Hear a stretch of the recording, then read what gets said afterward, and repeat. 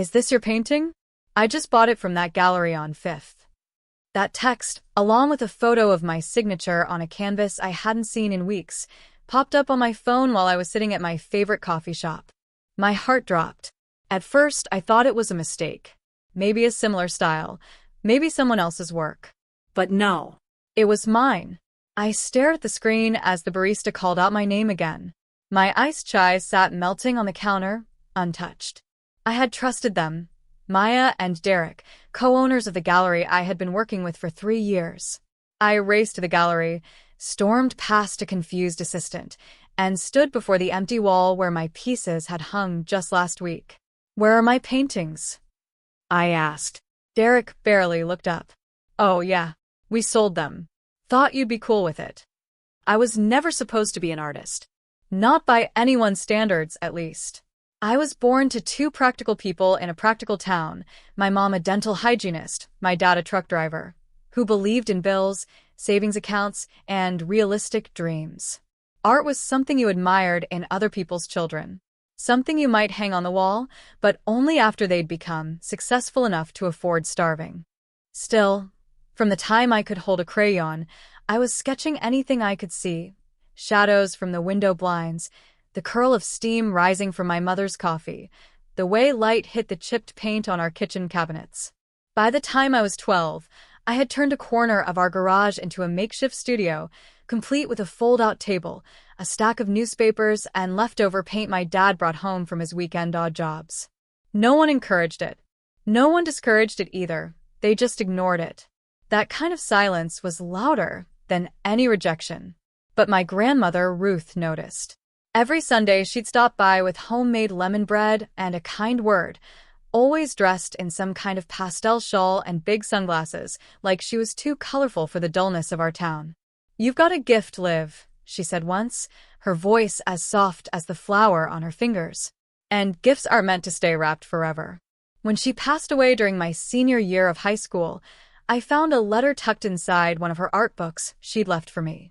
It read, "Don't you dare shrink to fit someone else's frame. Paint your way out of it." That line stayed with me. It carried me through 2 jobs, countless nights scraping acrylic off my fingers, and one soul-crushing year of community college that I eventually dropped out of. I wasn't built for term papers. I was built for canvases. By 23, I had moved to Portland, Oregon. The city felt like breath, like color, like something alive. I found a cramped studio apartment above a vegan bakery and converted the living room into a workspace. I took commissions, sold small pieces at pop-up events, and eventually, through a friend of a friend, I was introduced to Maya Santiago and Derek Flynn, co-owners of Frame and Form, a local gallery tucked between an espresso bar and a tattoo parlor in the Arts District. At first, I was hesitant. Maya seemed sharp. The kind of woman who always knew what to say and wore minimalist blazers even when it rained. Derek was friendlier, more casual, too casual. But they both spoke passionately about supporting local artists. They offered to display 5 of my pieces for a seasonal show and said they'd handle everything: marketing, setup, sales. All I had to do was create. It felt like a miracle. I remember the first night my paintings hung under the gallery lights. My series, Voices of Solitude, a mix of shadowed silhouettes and textured brushwork, stood like quiet warriors on clean white walls. The opening night buzzed with chatter, laughter, and clinking wine glasses. I stood in the corner, heart pounding, watching a woman tear up in front of one of my pieces. That night, I sold 3 out of 5 paintings. Maya texted me afterward. "Told you they'd feel something. You were made for this." I began painting like a woman on fire. Every emotion I had buried, loneliness, abandonment, desire, rage, wonder, I poured into the canvas. I gave Frame and Form my best work, sometimes without even documenting it properly. I trusted them that much. Over the next 3 years, my art was featured in 5 exhibitions. Some months, I made more than I had ever dreamed of. Other months were dry, but I didn't mind. I was creating. I was visible. I was finally heard. The gallery became like a second home. I'd often drop in unannounced just to see how my work was displayed, sometimes bringing them new pieces, other times just helping set up for someone else's showcase. Maya started calling me her quiet genius. Derek said I was the gallery's hidden weapon. I didn't know, back then, how easily people could praise what they planned to profit from. I should have noticed the cracks sooner. There were small things. The invoices I never got copies of, paintings I dropped off that didn't end up in any show but were never returned, Maya's growing tendency to speak for me in front of collectors, and Derek brushing off my questions with "You're overthinking it, Liv." But I didn't want to rock the boat. This was the best thing that had ever happened to me. Then came the morning I got that text. The painting in the photo was called Threadbare Silence. I had spent 2 weeks on it. It was personal, a haunting portrayal of my late grandmother's chair, empty and half-swallowed by shadows, painted in heavy oil strokes. It had never been shown. I had brought it in for consideration, but they said they weren't sure if it fit their current theme. Apparently, they changed their minds. Without me, I stood frozen outside the gallery doors, staring in through the glass. The walls were rearranged. New artist names were posted. Mine wasn't listed anywhere. I walked in. Jasmine, the gallery assistant, looked up from behind the front desk and smiled nervously. "Hi, Olivia. You didn't have an appointment." I didn't know I needed one to see my own work. She swallowed hard and gestured toward the back. "Derek's in the office." He was sipping kombucha when I walked in. "Oh, hey," he said, barely blinking. "Crazy morning. What's up?" "You sold Threadbare Silence." Without telling me. He squinted like he needed to jog his memory. "Oh, right. Yeah, that woman, what's her name? Sandra something. She saw it when she was here picking up another piece. Loved it. Offered cash on the spot." "And you just sold it?" He shrugged. "You weren't answering your phone. Maya said you'd be okay with it." "I never got a call." "Well, maybe she texted. Anyway, it's done. Good sale, by the way. Real collector. Probably gonna increase your value." I couldn't even breathe. I had poured pieces of my soul into those canvases. I had cried in front of them, whispered to them, healed through them. And, to them, it was just inventory. Derek leaned back. "Look, Liv, if it's about the money, we can get you squared up. But maybe relax a little, okay? It's not that deep." It wasn't about the money. It was about the theft. I didn't scream. I didn't cry. I walked out of that gallery like the sidewalk was made of glass, and I couldn't afford to break it with rage. But inside, I was on fire. That night, I didn't sleep. I sat on the floor of my apartment with my laptop open, every receipt, email thread, contract, and document spread around me like puzzle pieces that had never fit until now. And somewhere around 3:47 a.m., I found it. An email, dated a year ago, tucked inside a thread Maya had forwarded.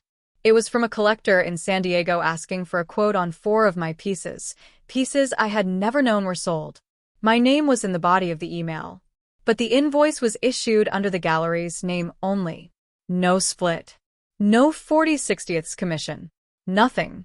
They had been selling my work behind my back for months, possibly years. And not just the ones on display. No. These were works I had delivered for review. Pieces they never returned, saying they weren't the right fit or would be held for the next rotation. I wasn't just being overlooked. I was being robbed. The next morning, I went to my friend Claire, who also happened to be a contracts attorney for a local publishing house. We had met years ago during a painting workshop. She had bought my first sketchbook for $20 and told me I had the soul of a poet who bled oil paint. When I told her what happened, her eyes darkened. "You gave them digital scans of every piece, right?" "Yeah." "And you signed that gallery contract. Do you still have a copy?" I pulled it out of a green binder from 2020. She scanned through it quickly, highlighting a section with her finger. "They're only legally allowed to sell what's on written consignment. Anything sold without your signed consent is theft. And if they used your digital signature, which I've seen Maya do before with another artist, that's forgery." I stared at her, dumbfounded. "You're saying I could sue them?" She nodded. "More than that. You could take the whole damn gallery." At first, I hesitated. I wasn't the kind of person who liked conflict. I still said sorry when people bumped into me. but something in me had snapped. Or maybe something in me had finally stood up. We drafted a cease and desist letter that same day, listing the stolen works, the unauthorized sales, and demanding an audit of all financial transactions involving my art. Claire knew exactly what language would make them sweat. She had done this dance before. The next day, I delivered the letter by hand. I walked into frame and form wearing the same vintage blazer my grandmother used to wear, the one with pale blue stitching that made me feel like I belonged somewhere important. Maya was behind the desk when I walked in. She looked up and forced a tight smile. "Olivia." "Look, I was just about to reach out." I cut her off by sliding the envelope across the glass. "You'll want to read this." She opened it and scanned the first page. Her face drained of color. "You're suing us? I'm giving you a chance to make this right before I do." Derek came out from the back, his voice louder than it needed to be. "What the hell is this? You think you can just walk in here and make demands?" I stayed calm. "I'm not making demands. I'm stating facts. You've sold a minimum of 12 pieces, without signed contracts. You've withheld payment. You've digitally forged my approval. That's fraud." They looked at each other. Then Maya's voice turned cold. "You don't have the resources to take us to court." I smiled. "You're right. I don't. But Claire does. And her firm loves cases like this, especially when the paper trail is this neat." Derek laughed dryly. "So what? You think we'll just hand over thousands of dollars and roll over?" "No," I said. "I think you'll sell." They froze. "Sell what?" Maya asked. "The gallery." Derek barked a laugh. "You're insane." But I had already been to the county registrar. The lease for frame and form was up for renewal in 60 days. Maya and Derek had been behind on rent, something I found out by contacting the building owner, who happened to be a 72-year-old man named Glenn who adored local artists, but hated corporate drama. I had met with Glenn the day before and explained everything. Showed him proof. Brought him a box of lemon bread I baked from my grandmother's recipe. By the end of that conversation, he offered me the lease. Said he wanted someone who gave a damn about art. All I needed was to make an offer for the gallery's name and assets, and I'd already started speaking with another investor. A collector who had also been misled by Maya and Derek, and who was furious enough to back me. "I'm not here to ask," I told them. "I'm giving you a way out. Sell me the name, hand over the consignment records, and walk away." Maya was the first to crack. "What if we don't?" I leaned forward. "Then I take you to court. I notify every artist you've represented. I make sure every collector you've duped knows the truth. I don't have money, but I have the truth. And I will paint it across every wall if I have to." For the first time, Derek didn't have a comeback. They asked for 48 hours to decide. I gave them 24. The next day, I received an email. Subject line: "Offer and close." No greeting. No apology. Just a figure. A number they believed their betrayal was worth. $25,000. For my name. My reputation. The space that held every brushstroke of my soul. I didn't reply. Instead, I showed the offer to Claire, who laughed so hard she choked on her coffee. "That wouldn't even cover your unpaid royalties," she said, scrolling through the damages estimate we'd been building. She was right. We tallied over $42,000 in stolen artwork and missed commissions. And that was just from what we could prove. Still, I didn't want revenge for the sake of revenge. I wanted freedom. So I called Maya directly. "We both know your number is insulting." She sighed on the line, tired and sharp. "It's what we can offer without lawyers getting involved." "They're already involved," I said. "And you have 12 hours left before I move forward with public disclosure." That's when her tone changed. "You think you're some kind of victim? Olivia, you were nobody before this gallery." I stayed silent. "You brought in paint on canvas, and we turned you into a name. Derek framed your first collection. I featured you in ArtSpeak. And now you're acting like we were the thieves." I finally replied calmly. "I was nobody, but I was honest. And talented. That's more than I can say for either of you." There was silence. Then click. She hung up. And suddenly, the masks were off. That afternoon, Derek sent a mass email to all the artists still tied to the gallery. It was full of spin. "We regret to announce that Olivia Hart is attempting to sabotage the business," it began. "She's fabricating claims and threatening litigation out of bitterness and jealousy." Bitterness and jealousy. Words men love to use on women when they don't want to take responsibility. But I was ready. I had already written a letter of my own. One addressed to every artist who'd ever shown a piece in frame and form. With Claire's help, I attached my audit findings, screenshots, invoices, and statements from 2 other artists who stepped forward once I told them what happened. And I sent it. By sunset, the gallery's inbox was on fire. One by one, artists began pulling their works, demanding audits, asking questions Maya and Derek couldn't answer. The next day, Claire got a call from Derek's lawyer. His tone? Noticeably different. They wanted to settle. But it wasn't just about money anymore. A week later, I met with Maya and Derek in the gallery's now empty back room. The walls were bare, the lights half-dimmed. The scent of varnish and wine had been replaced by tension and dust. They looked different now. Smaller. Maya avoided my eyes. Derek tried one last push. "You know, we could have been great partners if you hadn't." I cut him off. "You don't get to rewrite this." Claire slid a folder across the table. "Here's our final offer. You hand over the gallery name, the client list, and all usage rights for Olivia's brand. We withdraw the public charges. You walk away." They looked at each other. "What if we refuse?" Maya whispered. I answered softly. "Then we go public. And I rebuild without your name. Either way, I win. But this is the last time I offer grace." There was a pause. Then, slowly, Maya reached for a pen. "Signed." Derek followed, jaw clenched. They left the gallery that day, without saying another word. But I wasn't alone. 2 hours later, as I stood in the middle of the bare gallery, my gallery now, Claire walked in holding a bottle of sparkling cider and 2 mismatched glasses. And behind her came Ava.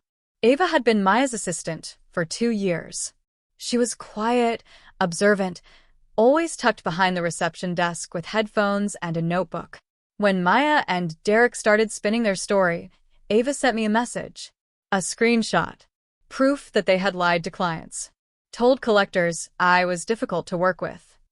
Even swapped labels on other artists' pieces to push higher-priced works from friends of Derek. "Why are you showing me this?" I asked when she came in. "Because I believed in your work," she said. And I was too scared to speak up, but I'm not anymore. We stood there in the empty space, the bones of the betrayal still clinging to the corners. But for the first time, it felt like mine. Ava wanted to help rebuild. I offered her a job on the spot. The first week of owning the gallery was quiet. No opening parties. No champagne flutes clinking under curated lights.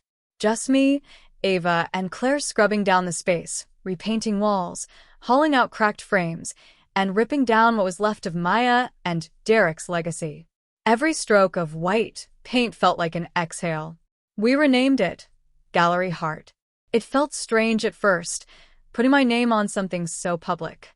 But it wasn't just about me. It was about taking back what they tried to erase. Turning the wound into the window. The first show I planned wasn't about revenge. It was called Unframed. Every artist featured had been overlooked, silenced, or underpaid by frame and form. Some were older women who had all but given up. Some were queer artists whose work had been labeled too niche. Some were young creatives who'd been used for buzz, then discarded. I didn't just give them space. I gave them back their voice. We held a community launch, not a gala but a gathering. Local coffee. Bread from my grandmother's old recipe. Music by a cellist who used to play for tips outside the gallery's front window. There were no suits. Just soul. People came in waves, some curious, some skeptical. But they stayed. They listened. They cried in front of paintings. Bought pieces. Hugged artists. Left messages on the guest book that we later turned into a mural. One message still lives in my mind. Thank you for making room for people like me. I've never seen myself on a wall until today. That night, I walked to the back room, the same space Maya once told me I wasn't polished enough to fill. It was now a workshop room. Easels, color-stained cloths, kids' drawings taped to the wall. A tiny chalkboard read, "Today we made art we're proud of." Claire had helped negotiate teaching grants. Ava ran the community programming. I led free weekend workshops for young girls who reminded me of who I used to be: quiet, talented, unsure they were allowed to want more. One of them, a 12-year-old named Nia, painted a picture of a woman sitting calmly in a field of fire. "I call it she didn't run," she said shyly. I cried in the supply closet after that. Not because I was sad, but because I finally understood something. My revenge hadn't been a scream. It had been a rising. Weeks later, Maya sent an email. A short one. Just, "I saw what you did. We never expected this from you." No apology. No acknowledgement of damage. Just quiet disbelief. I didn't reply. Not because I was bitter, but because I didn't need anything from her anymore. Not her praise. Not her shame. She had already taken enough. Forgiveness, I learned, isn't something you wait for someone else to ask for. It's something you give to yourself, so you can keep building. And I was building. 2 months later, I hosted a mother-daughter painting night. It was something my grandmother used to do in her church basement back in Oregon. Women would bring cookies and stories, their kids in mismatched aprons, and everyone would paint to the hum of old gospel records. It wasn't fancy. It wasn't flashy. But it was real. That night, Ava pulled me aside. She held up a form, a new grant application. "There's funding to expand to underserved schools. You could run 3 satellite art programs next fall if you wanted."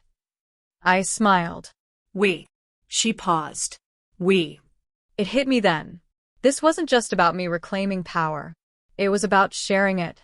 Claire helped me set up a nonprofit branch. We called it Colorline, a name taken from my grandmother's saying, "If you cross the color line, don't come back empty. Bring others with you." That became our motto. Bring others with you. 3 months later, I stood outside Gallery Heart just before sunrise. The street was still quiet, dew glazing the sidewalk, pink light sneaking between rooftops, and the faint aroma of morning bagels drifting from the deli next door. I held a coffee cup in one hand, keys in the other, and stared at the building like it had become a person. It looked nothing like the place Maya and Derek once ran. The windows now held rotating student art. Today, a stunning portrait painted by 16-year-old Malik, who used to say he wasn't the creative type. The doorway had a flower box filled with fresh marigolds. Inside, the old high-gloss walls had been softened with handmade fabric panels stitched by local artists. We didn't just sell art anymore. We cultivated it. We mentored. We taught. We lifted voices that had long been silenced by elitism and ego. We changed lives, including mine. The fall program had just launched, and I was visiting a school in South Bronx. The kids there had never had formal art classes. The paint came in donated jars. The brushes were well-loved and frayed. But their excitement? Untouchable. In the middle of our session, a little girl named Amina tugged at my sleeve and held up a smudged canvas. "I painted you," she said. "You're the lady who makes broken things pretty again." I bit my lip to keep the tears from spilling, because in that moment I realized that's exactly what I had become. Not just an artist, but a restorer. Of art. Of space. Of trust. Of self-worth. Derek eventually moved to Chicago, opening a much smaller framing studio. I heard through a friend that he's struggling to build client relationships. No one trusts him the way they used to. Maya left the industry altogether, her name no longer welcome in many circles. I don't take joy in their downfall, but I do take peace in knowing the truth stood its ground. One day, Ava found an old frame and form guestbook buried in the gallery closet. It had been covered in dust, tucked behind a stack of boxes. She handed it to me like she was returning a relic. Inside were the names of everyone who ever visited the space before the fall. Most pages were signed with quick scribbles. But near the back, I found one that made me stop breathing. In smooth, looping handwriting it said, "She will outgrow you. Be kind while you still have the chance. YH. I knew those initials. Eleanor Hart. My grandmother. She'd come to one of my first shows and left that note, tucked where she knew I'd eventually find it after everything burned down and I rebuilt. I closed the book and pressed it to my chest. 6 months after taking ownership, we hosted the gallery's biggest event yet, a collaborative show titled Reclaimed. It featured pieces made from recycled materials, abandoned wood, broken glass, torn canvas, transformed into powerful statements of growth. Each artist wrote a small story beneath their piece about what they had reclaimed in their life: self-esteem, family bonds, cultural pride, identity. I added mine last. It was a mixed media piece, a recreation of my original painting, Lungs of Fire, this time cut into slivers, rearranged, then stitched together with copper wire and soft linen threads. Beneath it, my card read, I reclaimed my name, my voice, and the space they tried to erase me from. Claire brought her mother to the show. Ava's younger sister, who used to skip school, was now applying for art scholarships. Malik? His portrait had been requested for a traveling youth exhibition in Europe. And Nia, the little girl who painted the woman in the fire? She walked up to me during the event and said, I want to be like you. Brave. I knelt down, looked her in the eyes, and said, You already are. I just gave you a mirror. We ended the night with community music and potluck tables stretching into the sidewalk. Someone brought sweet tea. Someone else empanadas. There was laughter, chalk drawings on the curb, toddlers dancing to live jazz. It wasn't fancy, but it was mine. And more importantly, it was ours. As the last guests trickled out and the streetlights blinked on, I sat on the gallery steps with Claire and Ava. We shared a quiet moment, sipping cider like we did on that first empty day. I looked at the building glowing behind us, warm light spilling from inside like a promise. Claire nudged me. Did you ever think this would be the ending? I smiled. It's not an ending. It's a beginning I had to fight for. A breeze rolled by, carrying with it the faint scent of jasmine and paint. And for the first time in years, I felt no tension in my chest. No ache to prove. No fire to survive. Just peace. The kind you earn. The kind that stays.